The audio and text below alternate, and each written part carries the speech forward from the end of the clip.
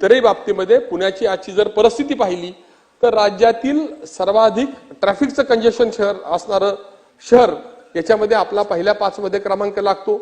आम्ही रोज अनुभवतोय पुण्यात जाणं अतिशय अवघड झालेलं आहे।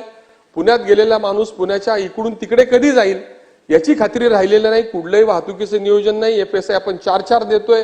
लोकसंख्या वाढतीये, त्या ठिकाणी वाहनं वाढतायत आणि ट्रॅफिक संदर्भातलं सभागृहाची बैठक सभागृहाचं कामकाज संपेपर्यंत वाढवण्यात येत आहे। रोडच्या संदर्भातलं कुठलंही नेटवर्क, कुठलाही अभ्यास, कुठलाही प्रशासकीय व्यवस्थेने केलेला नाही।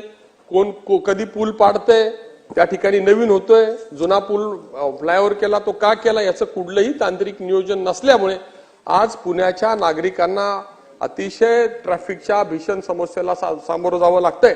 या संदर्भामध्ये आता रिंग रोडची कामं लवकर करण्याचा केंद्राने राज्याचा निर्णय घेतला, मी शासनास धन्यवाद देतो। परंतु त्याबरोबर ही कामं अतिशय गतीनं होणं अपेक्षित आहे। पुण्याला जोडणारे सगळे रस्ते आता फ्लायओव्हरने जोडण्याची आवश्यकता आहे। पुणे सोलापूर रोडचं आपण हाती काम घ्यावं अशी माझी मागणी आहे। नगर रोडचं आता आपण काम हाती घेतोय, परंतु पुण्याला जोडणारे सगळेच रस्त्यांना फ्लायओव्हर केल्याशिवाय पर्याय नाही। आणि आता आपण खरं तर 4-4 एफएसआय देतोय, मेट्रोच्या परिसरामध्ये 4 एफएसआय देतोय, चांगली गोष्ट आहे। परंतु त्या ठिकाणी राहणाऱ्या लोकांची पार्किंगची व्यवस्था काय होणार, त्या ठिकाणच्या रस्त्यांची रुंदी आपण वाढवणार का, या संदर्भातलं कुठलंही नियोजन नाही। आता त्याच्याऐवजी इकडे 4-4 एफएसआय देत आहे, त्याऐवजी पुण्याच्या आउटर भागामध्ये आपण जर नागरिकरणाचं चांगलं नियोजन केलं, चांगले रस्ते दिले, मेट्रोची चांगली व्यवस्था केली आणि पाण्याची व्यवस्था जर आपण चांगली केली तर त्या भागामध्ये सुद्धा लोकांचा जाण्याचा कल आहे।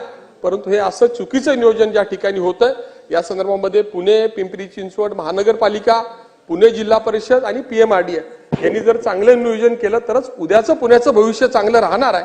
आणि त्या संदर्भात आपण शासनानं त्या ठिकाणी योग्य ते निर्णय घ्यावेत अशा प्रकारची मी अपेक्षा व्यक्त करतो आणि माझे 2 शब्द संपवतो। धन्यवाद।